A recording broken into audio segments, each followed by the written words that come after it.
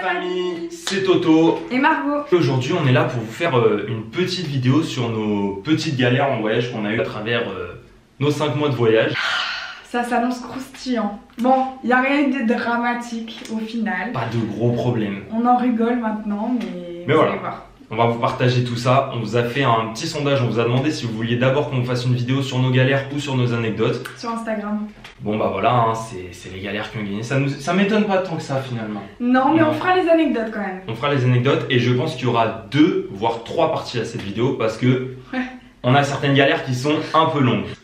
Pour vous spoiler un petit peu, on va commencer tout de suite avec la première histoire. Donc c'est le départ de Paris, direction Katmandou. Ensuite, on continuera avec notre deuxième histoire sur le visa au Vietnam, une grosse galère dont on n'a jamais parlé, hein, que ce soit sur Insta ou sur YouTube, on en a jamais parlé. On a fait une story.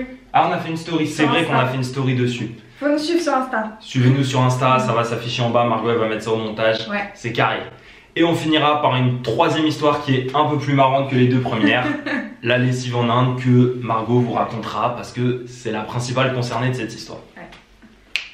Première histoire. La fameuse histoire, le jour du départ, le premier jour du tour du monde, le truc qu'on attendait depuis 1 an. Voilà, Margot elle avait une appli qui comptait les jours, qui nous disait combien de jours il nous reste et tout. Ouais. On est le jour du départ, on est chaud, on est frais comme never. Nos parents ils ont posé leur journée. Franchement on était détendus, bon un peu stressés parce que c'est un peu l'aventure d'une vie, mais bon, c'est normal.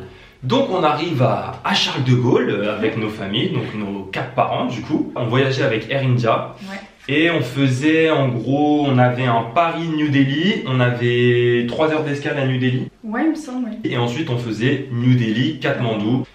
Parce que si vous nous suivez depuis un petit moment, vous savez qu'on a commencé par le Népal et Katmandou.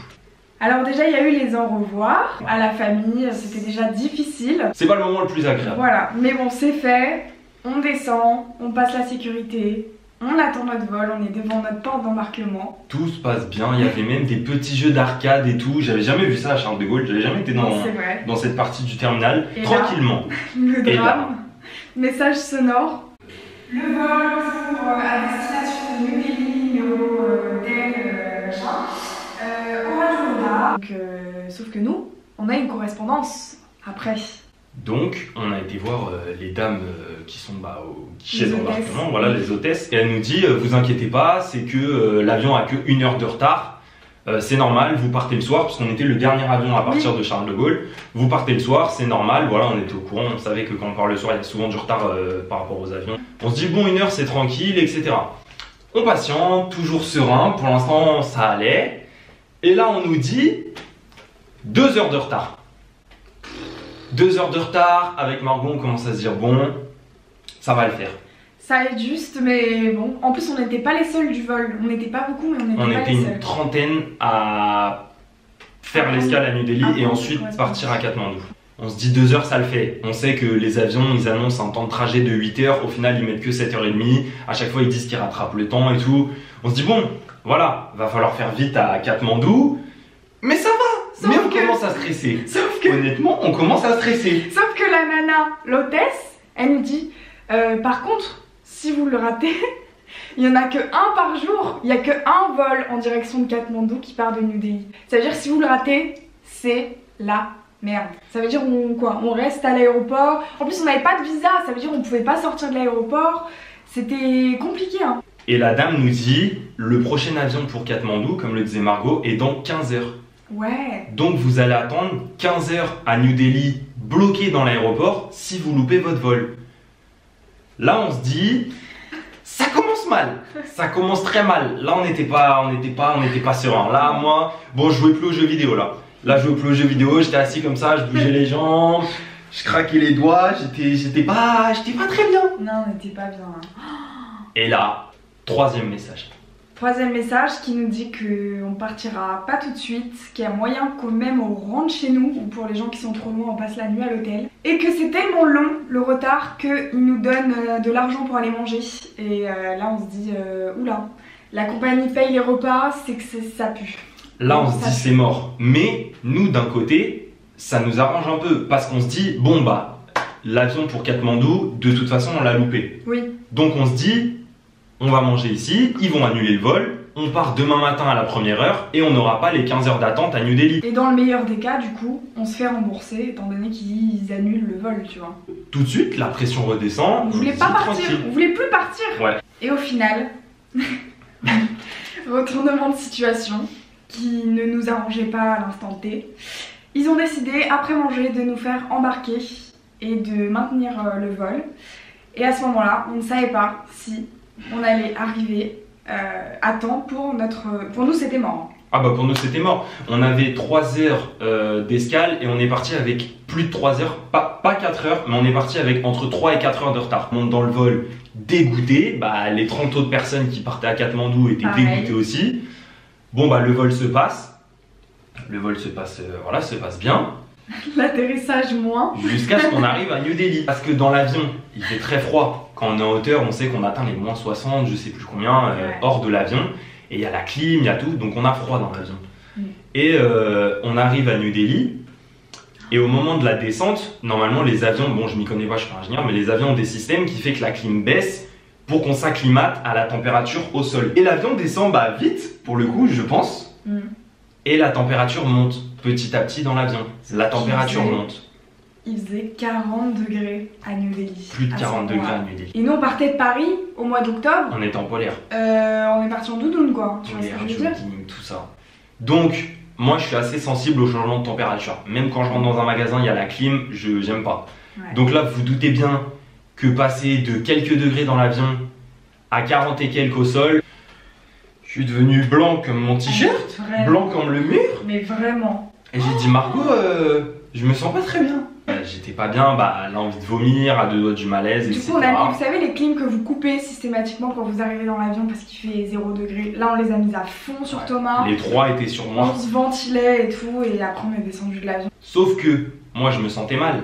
Et les hôtesses, elles nous mettaient la pression à ceux qui avaient le vol de Katmandou pour bouger en premier de l'avion. Parce que la correspondance nous attendait les gars. La correspondance a été maintenue. L'avion nous a attendu durant 3 heures sur le tarmac avec la totalité des passagers sauf les 30 sur notre vol. Je descends de l'avion, j'arrive à me lever, ça passe et tout, j'étais pas bien.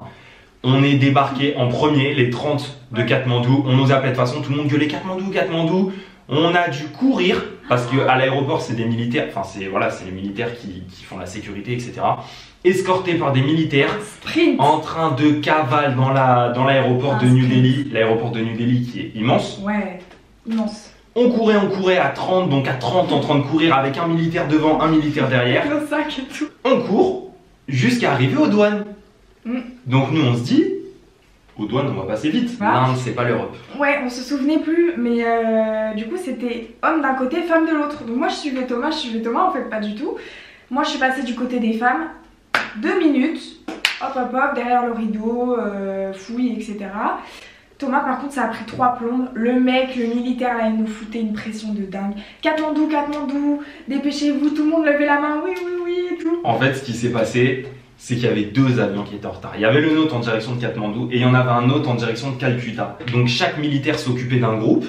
Et en fait, les groupes, ils ont pas dit, bon, bah, Katmandou passe en premier et Calcutta passe après. C'était chacun pour sa gueule. C'était le bordel. Et toutes les 30 secondes, les 2 militaires faisaient Katmandou. Et donc du coup, tout le monde levait la main et l'autre après faisait Calcutta. Et tout le monde levait la main pour Calcutta. Et c'était n'importe quoi. C'est un bordel mais organisé quand même. À l'indienne. Voilà, c'est un bordel mais tout passe, on sait pas comment. Tout passe quand même. Mais on a mis quand même un petit quart d'heure, nous les hommes, à passer. Mais on n'a pas dit, mais on avait un truc rien que pour nous quand même. Hein. C'était juste nos deux groupes. Bon après, bah voilà, on est arrivé à la porte d'embarquement, on est passé direct. Bon, je vous avoue qu'au moment de monter dans l'avion, tout le monde tirait la gueule. Hein. Les gens ils nous regardent. Mais ça c'est compréhensible. C'est compréhensible, j'aurais attendu 3 heures dans un avion. J'aurais pas été bien. Au final, nous sommes arrivés à Katmandou avec 3 heures de retard, liées aux 3 heures de retard du décollage à Paris. On est parti le jour J, ce qu'il fallait, on est bien arrivé à Katmandou, tout s'est bien passé. Donc, histoire qui finit finalement bien, mais qui met un peu la pression. Voilà. Pour conclure cette histoire, on va quand même dire que normalement, au bout de 3 heures de retard passé, on est censé se faire rembourser les billets d'avion partiellement, mais là normalement c'est la totalité, 3 heures passées. Et pour clôturer en beauté cette histoire, on ne s'est pas fait rembourser, même pas un centime par la compagnie parce qu'ils ont jugé que c'était pas lié à eux mais à des problèmes météorologiques. Donc voilà. Voilà, on a fait bien mais mal quoi. Donc voilà, c'était notre première histoire. Deuxième histoire, le visa du Vietnam. Et là les amis, accrochez-vous, on va essayer d'être clair, simple et concis. Mais même nous on s'y perd dans cette histoire. Alors j'espère que vous allez comprendre. Petit spoil juste, c'est pas la plus rigolote, honnêtement je les ai encore là. Mais c'est l'histoire qui nous a fait perdre le plus d'argent. De temps et tout. Qui nous a plus en 5 mois de tour du monde, c'est voilà. Mais c'est de notre faute, on annonce en avance, c'est de notre faute. C'est pour ça que c'est important pour nous de vous la raconter. Parce que c'est finalement une histoire qui peut arriver à n'importe quel voyageur. Comme vous le savez, notre itinéraire c'était Népal, Chine, Vietnam et ensuite Asie du Sud-Est, voilà, etc. On a fait notre visa du Népal en France, à l'ambassade, tout s'est bien passé. Et on a décidé de faire notre visa pour la Chine au Népal. Ça s'est bien passé aussi, on a mis du temps parce que c'est le visa chinois, etc. Mais on a obtenu notre visa sans problème. Et à l'époque, on s'était renseigné et on avait vu que le visa du Vietnam s'obtenait à l'arrivée. Sauf qu'il s'obtient à l'arrivée si vous avez déjà fait la demande en amont. Mais ça, nous, on ne le savait pas. Ou on l'avait oublié, parce qu'on avait dû le lire, on l'a vu en travers. On l'avait plus en tête. En fait, ce qui s'est passé, c'est que le visa de la Chine nous a bouffé le cerveau et on s'est dit, mais après c'est tranquille les visas, on s'en occupe plus. En fait, on était persuadés que pour tous les pays à venir, du moins les 3, 4, 5, c'était que à l'arrivée. À l'arrivée, ça veut dire quoi? Ça veut dire que vous arrivez à l'aéroport, vous descendez de l'avion et vous avez un comptoir où vous faites votre visa, vous payez, c'est réglé. Erreur de débutant, j'ai envie de dire, hein, c'est nous qui sommes débiles hein, pour le coup. Hein. On se retrouve en fin de voyage en Chine, enfin à Hong Kong, et on est la nuit avant notre départ pour le Vietnam. On partait le lendemain matin. Notre avion décollait à 11 h, donc on devait se lever à 7 h pour pouvoir bouger. Et j'étais aux toilettes, on vous dit tout dans les détails. Hein. Chez nous, il n'y a pas de filtre, il n'y a rien, vous nous connaissez, c'est tout, c'est carré. Ouais. J'étais aux toilettes, dans notre petite chambre à Hong Kong, au 35e étage. Ouais. Et je me dis, on s'est pas occupé du visa pour le Vietnam. Mais attends, ouais, on part demain là, non? On part demain, on décolle dans 10 h. Mais on s'est pas occupé du visa pour le Vietnam. C'est comment ça?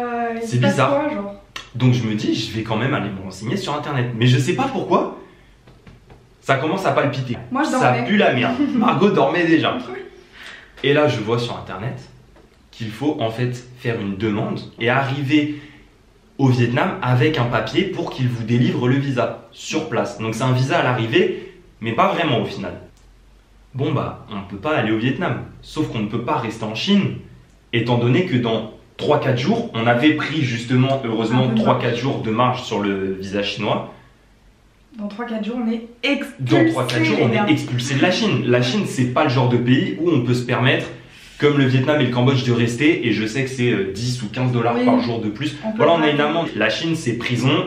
Renvoi en France, ça dégage, c'est la Chine, on sait comment ça se passe. Donc là, je réveille Margot, en panique, en sortant des chiottes à 1 h 30 du mat. Je lui explique le problème, on va faire vite hein. On se met à chercher 36 millions de solutions sur internet. On trouve des agences qui font un visa en 24 heures à la dernière minute, sauf que nous on a 10 heures. Ouais, on n'a pas 24 heures, on a 10 heures. On a fait un mail de panique. Ouais. Il nous faut un visa d'urgence et tout, on part dans quelques heures. On en a fait plusieurs, on a contacté toutes les agences. Il n'y en a qu'une qui nous a répondu. Ça n'a servi à rien, on vous le dit direct. Elle a dit c'est mort. Tout ça, nous on vous le raconte en 15 secondes, mais ça met des heures en fait. Il est 3 h 30, on est à Hong Kong. C'était la panique grave, la panique grave. Moi c'était surtout la Chine qui me faisait peur, parce que la Chine à tout moment on n'a plus de visa, ça dégage en France en fait. Donc on se pose, on réfléchit, et là on se dit, notre seule option c'est de rentrer au Vietnam avec une exemption de visa pour les Français. Ils font ça au Vietnam, ouais. Les Français, on a quand même cette chance d'avoir un passeport qui est quand même assez puissant. On est dans les passeports les plus puissants au monde et on a beaucoup de pays qui nous font des exemptions, etc. Donc on se dit, on va rentrer au Vietnam avec une exemption de visa et pas de soucis, nos problèmes sont réglés. C'est 15 jours. 15 jours pour le Vietnam. On a le droit à 15 jours. Par exemple, la Thaïlande, c'est 1 mois. Ça dépend des pays comme ça. Mais voilà. Sauf que pour rentrer au Vietnam en exemption de visa, donc sans visa, il faut un justificatif de sortie de territoire dans les 15 jours qui suivent. Et oui. Et nous, on n'avait pas de justificatif. Et on s'est dit, bon, bah, on va sortir du Vietnam et on va revenir, ou alors on va peut-être repartir dans un autre pays après les 2 semaines au Vietnam et revenir plus tard. Sauf que, à ce moment-là, nous étions aux alentours du 10 décembre 2019. Et mon frère et sa copine venaient passer les vacances de Noël avec nous au Vietnam. C'est-à-dire qu'ils arrivaient le 24 décembre au soir. Donc en fait, ils arrivaient pile le jour où notre exemption de visa se terminait. On avait une contrainte de temps de ouf. Donc, tout s'emboîte de la plus mauvaise manière possible. Ouais. Notre seul choix, c'est de rentrer au Vietnam, de ressortir du Vietnam, de re-rentrer au Vietnam. Donc là, on se dit, qu'est-ce qu'on fait? On atterrit au Vietnam, on sort tout de suite, on va passer 2 semaines ailleurs. On sait que les pays frontaliers, bon, bah, il y a le Laos au nord, le Cambodge au sud. On se dit, bon, c'est vrai que ça va être des trajets en bus. On a lu que c'était un peu compliqué, etc. On s'est renseigné. Le bus, c'était le moins cher. Mais tout de suite, ça nous faisait faire des trajets de malade. On n'avait pas forcément cette envie. On sortait d'1 mois de Chine à cavaler tous les jours. Pour ceux qui nous ont suivis, vous avez vu, on s'arrêtait jamais plus de 2-3 jours en Chine. On était exténués. Donc on s'est dit, bah, notre seule solution, c'est de faire un aller-retour dans la journée en avion dans un pays frontalier. On se renseigne sur les billets d'avion. On a regardé au plus proche, hein, le Cambodge, le Laos. Le Cambodge, c'était 300 € par personne l'aller-retour. C'est cher de ouf. Donc on se dit, là, ça va pas être possible. On s'y prenait à la dernière minute. C'est de notre faute. Ah non, mais c'est de notre faute. C'est totalement de notre faute. Hein. Donc on se dit, il faut qu'on trouve un aéroport qui est grand, qui a une plaque tournante un peu en Asie. On se dit, bah, Bangkok en fait. Et c'est vrai que Bangkok, c'est au final les billets qui étaient les moins chers. Donc voilà, on va tout vous dire, on est en transparence totale. On a payé 100 € l'aller-retour par personne. Un peu plus, 124 je crois. 124 €. 250 € à 2 l'aller-retour. 250 à 2. On a dû prendre un taxi pour aller jusqu'à l'aéroport. Vous payez le taxi, vous payez l'entrée à l'aéroport pour le taxi. Vous payez du coup votre billet d'avion. Sur place, il faut manger, une fois en Thaïlande. Ça fait des frais en fait que vous, en tant que tour du mondiste backpacker, c'est juste, ça fout les boules de ouf. Quoi. Ça fout les boules. C'est le petit oubli qui fait que... C'est entièrement de notre faute, voilà. On a perdu grosso modo un peu moins de 300 €, avec, comme tu disais, avec la bouffe, le taxi. Et surtout, on a perdu du temps, quoi. On a perdu une journée en plein milieu du voyage qui nous a coupé, on pouvait pas bouger, du coup, c'était franchement chiant. Mais le plus drôle dans cette histoire, c'est qu'on n'était même pas les seuls à faire cette magouille. Non, on n'était pas les seuls. On n'était même pas les seuls, il y avait plein de couples à faire ça, à faire l'aller-retour, parce qu'à mon avis, on a dû se tromper. On était dans le même vol aller et bref, ça c'est fini, on est rentré au Vietnam avec notre vrai visa qu'on avait précommandé en Chine. Pourquoi on a choisi la Thaïlande aussi? Parce que justement, grâce à notre passeport français, on n'avait pas besoin de visa pour rentrer en Thaïlande. Et oui, donc on a utilisé l'exemption pour rentrer au Vietnam, l'exemption pour rentrer en Thaïlande. Ça en fait des tampons, ça nous en a fait. Une autre solution qu'on avait trouvée aussi pour le visa vietnamien, donc après l'exemption, sur place, il y a des gens, des agences de voyage, etc., qui vous font des visas. Même des hôtels apparemment. On n'était pas très à l'aise avec cette idée-là. On s'est dit déjà, on est dans un plan foireux. Les trucs comme ça, on sait jamais. Dans tous les cas, ça va nous coûter une blinde. Donc, on a préféré faire les choses bien. Sauf que, et là, je te laisse raconter. Donc, la deuxième partie de l'histoire, c'est quoi? C'est que on arrive au terme des 1 mois au Vietnam. Le frère de Thomas est reparti. Mais nous, on n'a pas terminé de visiter le pays. On a fait tout le nord, là on était bien. Mais il nous manquait le sud. Et le centre. Et le centre. Et nous, notre e-visa commençait à arriver à expiration. On voulait donc faire une prolongation de visa. Sauf que le e-visa, il nous a coûté 25 €, 25 $, pardon. Ouais, 25 $. Et l'extension de visa, elle coûte plus de 100 €, ça dépend de où vous allez, mais c'est astronomique. Ça varie indécent. Ça varie du simple au double. Indécent. On a même été au centre d'immigration finalement du Vietnam parce qu'on s'est dit, oui, là c'est des trucs pas vraiment officiels, on va passer par le chemin officiel. Ils nous ont donné une adresse, sauf que même l'adresse qui était un peu plus officielle, c'était une blinde. 100 balles, vous vous rendez compte, par personne, c'était inenvisageable, avec ce qu'on venait de payer en plus pour la Thaïlande. C'était pas possible, on s'est retrouvés un peu comme des cons. Au Vietnam, on s'est dit qu'est-ce qu'on fait? Complètement comme des cons. Qu'est-ce qu'on fait? Nous on avait prévu de redescendre le centre et le sud du Vietnam. On vous spoil un peu pour la partie 2, on avait acheté des motos qui sera l'histoire principale de notre deuxième partie des galères en voyage. Les motos, ça s'envole pas comme ça, faut les vendre, faut s'occuper de quel pays on va, etc. Sans vous spoiler l'histoire des motos qui sera dans la partie 2, on a décidé de partir au Cambodge. Cambodge qui était le pays suivant qu'on pensait faire en suivant. Passer 1 mois et demi au Cambodge, donc 1 mois seul, 2 semaines avec mes parents. Et ensuite, pour aller jusqu'au bout de l'histoire, on est revenu au Vietnam avec une exemption de visa. On a fait le sud. Mais pas le centre. Pas pu faire le centre. Et on est remonté jusqu'à Hanoï en avion parce qu'on avait réservé un billet Hanoï-New Delhi. À l'avance, ouais. En avance parce que les parents de Margot avaient posé leurs vacances et qu'ils étaient censés faire l'Inde avec nous. À New Delhi au mois de mars. Donc comme vous le voyez... Ça aussi, ce sera l'affaire d'une partie 2. Exactement. La partie 2, on spoil, ce sera Inde, coronavirus et les motos. Franchement, la partie 2, elle est croustillante. Elle est croustillante. Donc voilà, finalement, morale de cette histoire. Moi, je ressors 2 morales de cette histoire. C'est qu'il faut toujours penser à tout. Il faut être très concentré. En vrai, c'est bête, mais il faut être concentré. Ça peut vous coûter cher, la petite erreur, le petit oubli. Et finalement, la deuxième morale, c'est aussi que le mieux pour voyager sur le long terme, comme ça, autour du monde, c'est d'être souple. C'est d'être disponible et être prêt et être à même de voyager d'un pays à un autre, de partir, de changer ses plans, de machin. Maintenant, c'est notre mentalité, on ne prévoit plus aucun vol en avance, mais même 1 mois en avance maintenant. À la fin du voyage, on n'arrivait plus à se projeter, ne serait-ce que la semaine d'après. Parce que ça bloque tellement. On n'arrivait pas. Donc voilà, on va arrêter cette histoire ici. Là, c'est bon, ça m'a fait remonter le seum. Là, j'ai le seum. On va même pas faire la deuxième partie. Si, c'est un peu rigolade. Bon, on coupe ça maintenant, on vous retrouve pour la 3e histoire, histoire spéciale Margot. Retour pour cette 3e et dernière histoire de notre vidéo spéciale galère en tour du monde. Pour cette histoire, je vais laisser totalement Margot vous la présenter parce que c'est elle qui les a là.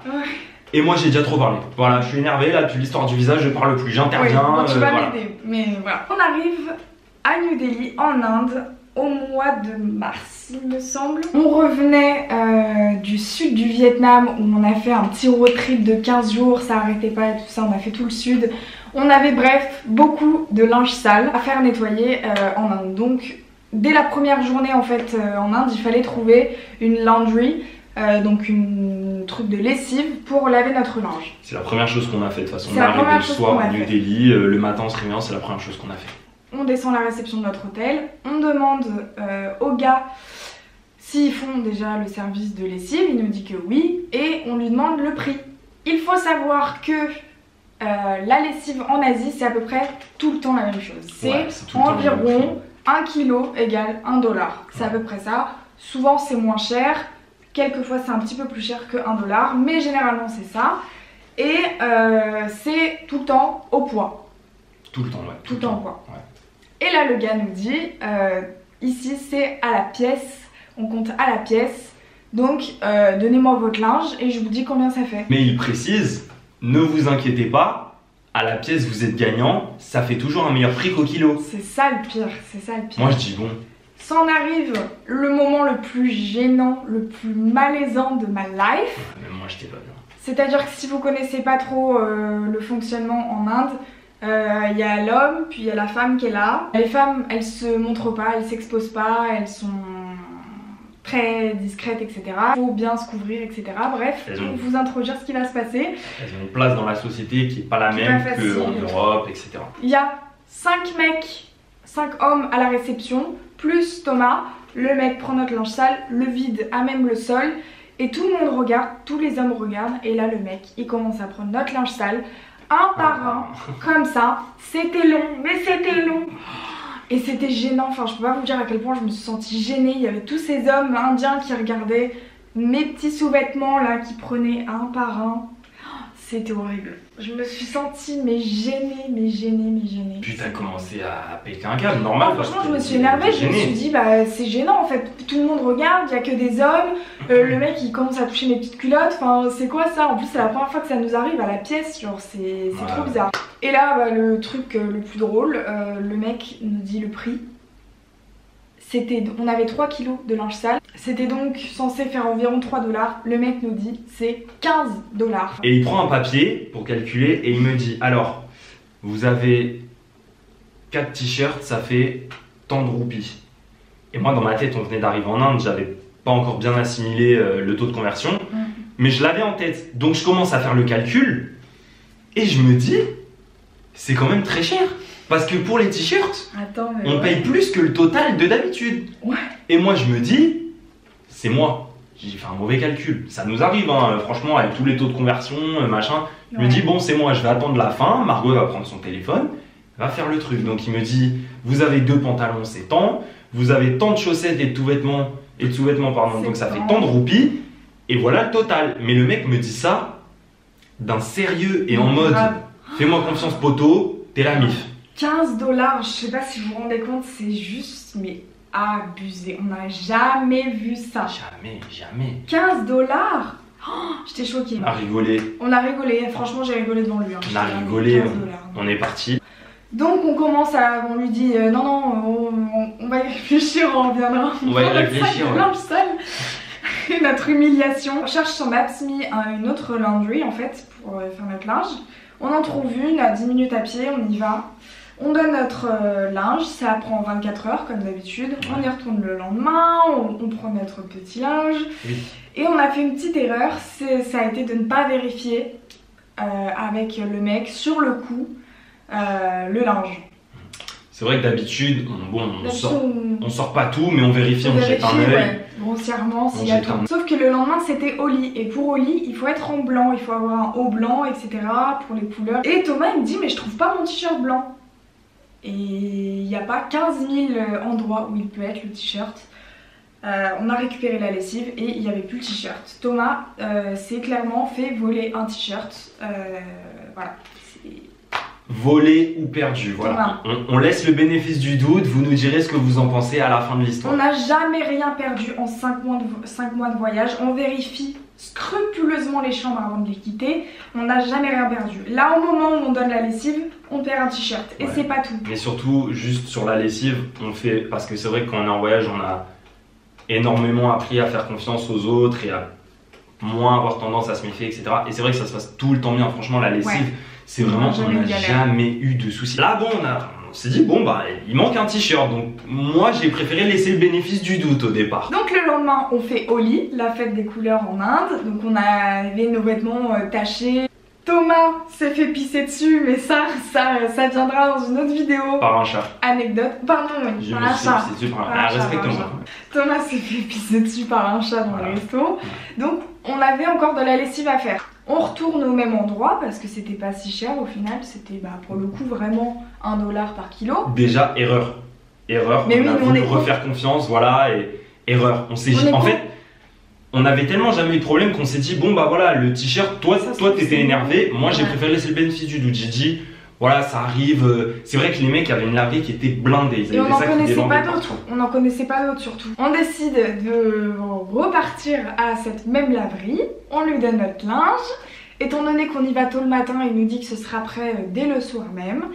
Et c'est tout. Nous, entre-temps, dans toute cette journée, on a décidé de rentrer en France. Ça, c'est l'objet du coup de la partie 2. Partie 2, on vous expliquera tout ça dans la partie 2. À cause du virus, de mes parents, etc.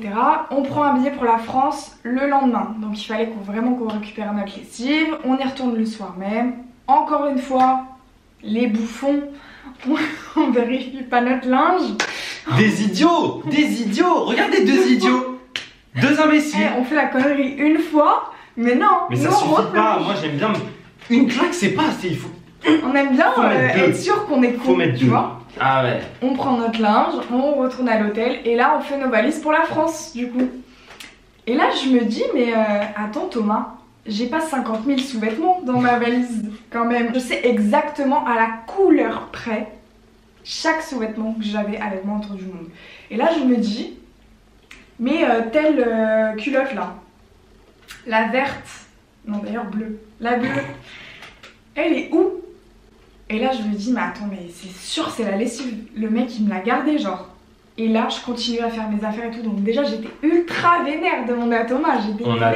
On a tout retourné dans la chambre, En plus, on n'avait pas changé de chambre Je entre vous le jour jure, d'avant non. et celui-ci. Là, je vous jure, on a tout cherché. Ouais, on a tout C'est fouillé. obligé la lessive. Et là, je continue mes affaires et tout.